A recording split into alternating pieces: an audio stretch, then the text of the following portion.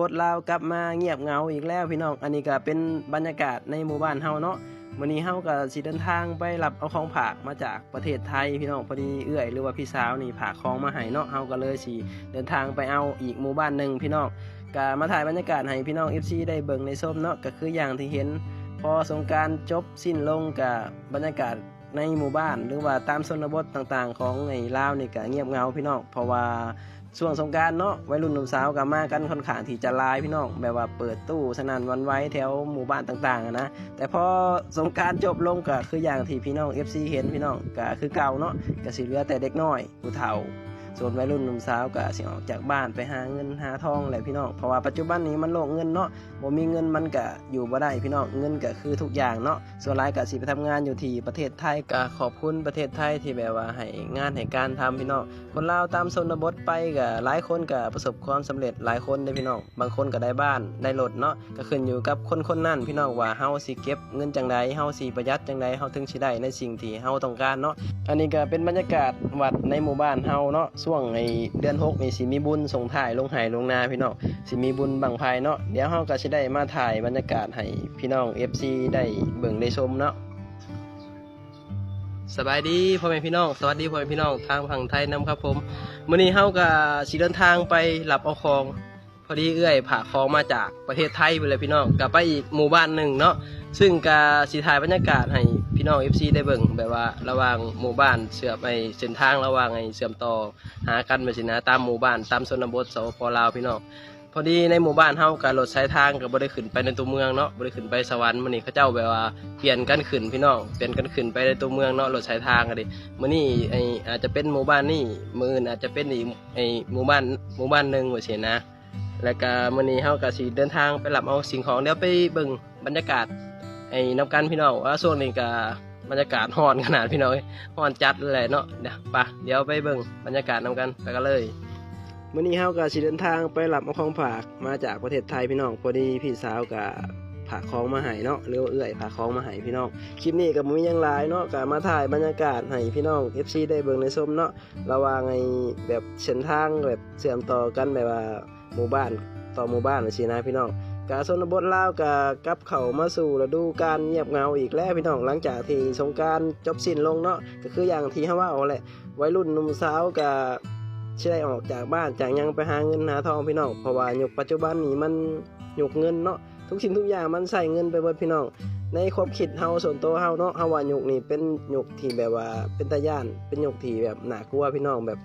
มันจะอธิบายอย่างไรเนาะยุคเงินอะไรพี่น้องทุกสิ่งทุกอย่างมันใช้เงินไปเบิดเนาะบ่มีเงินมันก็อยู่บ่ได้พี่น้องในยุคปัจจุบันนี่เนาะเพราะว่าเงินก็คือทุกอย่างคือแข่งคือค้า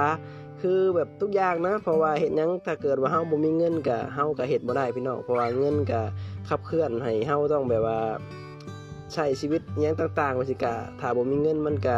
อยู่บ่ได้พี่น้องยุคสมัยมันเปลี่ยนไปเนาะมันบ่คือรุ่นเก่ายุคสมัยนี้มันยุคเงินพี่น้องอันนี้ก็มาฮอดวัดเลยพี่น้อง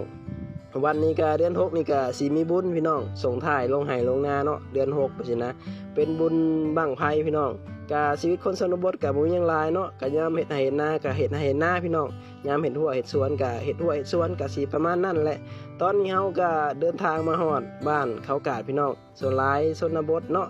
ตามหมู่บ้านต่างๆก็บ่ได้แตกต่างกันอีหยังดอกพี่น้องส่วนหลายก็สิคือกันนั่นแหละเนาะเงียบเหงาเพราะว่าคืออย่างที่เฮาเว้าคนชนบทลาวนี่ไปไทยกันหลายพี่น้องแบบว่าช่วงสงกรานต์ก็สิพากันหลั่งไหลมาเนาะแต่พอสงกรานต์จบสิ้นลงก็บรรยากาศมันก็เงียบเหงาทุกหมู่บ้านนะพี่น้องมันเป็นอยู่แบบนั้นเนาะเพราะว่าปัจจุบันนี้เงินไทยก็แบบว่าเป็นสิ่งที่แบบว่าคนลาวต้องการหลายพี่น้องก็เฮาเชื่อว่ายังหลายแบบประเทศอยู่แบบว่าต้องการเงินไทยเนาะเพราะว่าเงินไทยก็แบบว่ามันเป็นเงินดอลลาร์ของอาเซียนไปแล้วพี่น้องในปัจจุบันนี่เนาะคนลาวตามชนบทนี่ก็ส่วนหลายก็ไปหาเงินอยู่ที่ประเทศไทยนั่นแหละถ้าบ่ไปไทยก็บ่ฮู้ว่าสิไปหาอยู่ไสเด้ส่วนหลายก็สิไปไทยก็สังเกตเบิ่งเนาะตามหมู่บ้านต่างๆว่าสินะพี่น้องแบบว่าเฮาไปเลาะไปหยังไปเช้าถามเด็กน้อยว่าพ่อแม่ไปไสนี่คำตอบก็คือไปกรุงเทพพี่น้องปัจจุบันนี้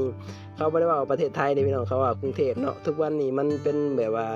มันเป็นเมืองหลวงของคนลาวตามชนบทไปแล้วเนาะเป็นหยังจังหวัดจังซั่นมัน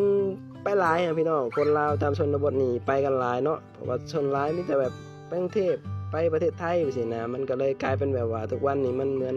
เมืองหลวงของไอ้คนลาวไปแล้วพี่น้องประเทศไทยนะมันแบบว่าเปรียบเทียบแบบนั้นนะพี่น้องเพราะว่าคนลาวนี่นิยมไปหาเงินหาทองอยู่ที่ประเทศไทยกันค่อนข้างที่จะหลายพี่น้องบ้านเฮาก็บ่ฮู้ว่าสิหาไสเด้เพราะว่ายุคสมัยนี้มันยุคหาเงินยากพี่น้องแล้วก็ยุคแบบว่าเข้าของหยังก็แพงเนาะหลายสิ่งหลายอย่างตอนนี้เฮาก็สิข้ามครัวน้อยๆนี่ไปเข้าสู่บ้านบากพี่น้องอันนี้ก็เป็นแบบว่าครัวพี่น้องอยู่ลาวเอิ้นว่าครัวเนาะมันเป็นห้องหรือว่าเป็นคลองแบบว่าคลองน้ำเขาเจ้าก็เฮ็ดแบบครัวขามไปก็เข้าสู่บ้านบากพี่น้องก็ฮอดจุดหมายปลายทางที่เฮาสิมารับเอาของเนาะบ้านบากก็เป็นหมู่บ้านที่ใหญ่พอสมควรเกือบซ้ำหมู่บ้านเฮาแหละพี่น้องก็คือหมู่บ้านนี้แหละเฮาสิมารับเอาไอ้ของผากมาจากประเทศไทยพี่น้องพอดีเอื้อยก็ผากของมาเนาะแต่ว่าเขาเจ้าก็บ่ได้เอาของลงเขาเจ้าก็เอาเลยหมู่บ้านเฮาก็ต้องมาเอาเนาะบรรยากาศก็บ่ได้แตกต่างกันหยังพี่น้องตามชนบทในลาวแบบมันก็เงียบเงาคือกันเลยเนาะเพราะว่าก็คืออย่างที่เว้าแหละคนวัยรุ่นหนุ่มสาวก็สิไปประเทศไทยกันทุกหมู่บ้านพี่น้องก็คือกันเบิดนั่นแหละบ่อนใดก็ชนบทเนาะเพราะว่ายุคนี้มันยุคแบบว่าสำหรับความคิดเฮาเป็นยุคที่แบบว่าโหดร้ายก็ว่าได้พี่น้องเนาะแบบว่าโหดร้ายการที่แบบหาเงินหาทองนี่พี่น้องมันหายากเนาะแบบว่าเวลาเฮาใส่จ่ายไปสิมันแป๊บเดียวมันเบิดไปสิเด้เฮาก็เลยในความคิดเฮาว่ามันบ่คือรุ่นพ่อรุ่นแม่เฮาเด้แน่นอนแหละมันก็ยุคสมัยมันเจริญยุคสมัยมันเปลี่ยนเนาะมันก็ต้องเปลี่ยนตามยุคตามสมัยอันนี้เฮาพอเข้าใจพี่น้องแต่ว่ามันในความคิดเฮาเนาะเฮาก็ยังเป็นยุคที่แบบว่ามันโหดร้ายแบบว่ามันยุคเพิ่งพาเงินหลายที่สุดพี่น้องตอนนี้ก็มาฮอดไอ้เฮือนที่แบบว่าเฮามาเอาของเลยพี่น้องอันนี้เฮาสิเข้าไปในเฮือนเขาเจ้าเนาะก็อันนี้ก็เป็นแบบว่ารถไอ้สายทางอะไรพี่น้องที่ขึ้นไปในตัวเมืองสวรรณเขตเนาะอันนี้ก็มาฮอดแล้วเดี๋ยวเอาของก่อนบาดนี้พี่น้องของก็เจ้าบ่ลงให้ โอ้ก็เจ้าลืมเลยหมู่บ้านเฮาพี่น้องเฮาก็ต้องมาเอาหมู่บ้านเขาเจ้าพี่น้องกะผ่านอีก2หมู่บ้านจังฮอดนี่แล้วก็ฮอดนี่เป็นรถโดยสารมื้อนี้หมู่บ้านนี่ไปขึ้นไปตัวเมืองพี่น้องฮอดแล้วเอาของก่อนบัดนี้อันนี้ได้ของแล้วพี่น้องตอนนี้เฮาก็สิเดินทางกลับแล้วเนาะนี่ก็เป็นบรรยากาศในรถสายทางที่ขึ้นไปในตัวเมืองสวรรณเขตพุ่นแหละพี่น้องไปในตัวเมืองสวรรณเขตเนาะมื้อนี้ก็หมู่บ้านบากเขาเจ้าขึ้นไปตัวเมืองสวรรณเขตเนาะแล้วก็มื้ออื่นก็เป็นในหมู่บ้านเฮาว่าสิก็แล้วแต่ไผสิถือมือไปว่าสินะพี่น้องตอนนี้เฮาก็สิเดินทางกลับเลยได้ของเลยขอบคุณพี่น้อง FC หลายเนาะที่เสียสละเวลาเขามาเบิ่งมาชมเอาไว้พอกันคลิปหน้าพี่น้องฝากพี่น้องกดติดตามกดไลค์กดกระดิ่งให้นำพอกันคลิปหน้ากลับบ้านแล้วบ้านนี้กลับหมู่บ้านเฮาแล้วสบายดีสวัสดีครับผม